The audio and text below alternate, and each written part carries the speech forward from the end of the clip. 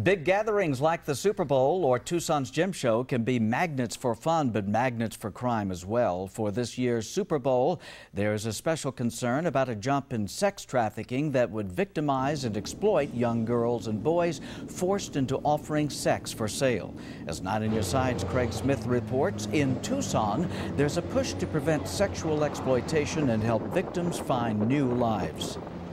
So my first pimp I actually met at a gas station less than a block away from my own home. Liz Kimball says she was a prime target, a young girl running from problems at home.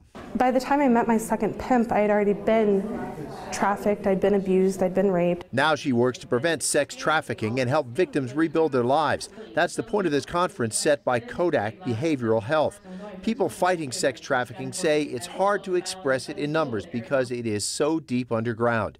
Tucson police say they are more likely to find child sex workers on the internet than on the street. Liz Kimball says she was selling sex in Washington, D.C. when FBI agents rescued her as part of the Bureau's nationwide Innocence Lost program. The FBI says over 10 years, it recovered more than 2,700 children, seized more than $3.1 million, and made more than 1,300 convictions.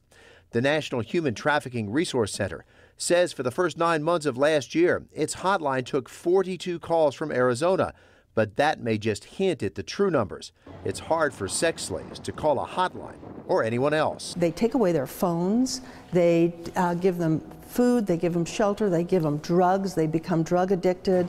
They are now forced and coerced into the sex trade. Tucson Assistant Chief John Levitt says TPD just changed crime stat categories to get a better breakout on how much sex trafficking happens here. But the truth is, none of this human trafficking is appropriate, so even if we only have a few cases a year, we have to do what we can to resolve them.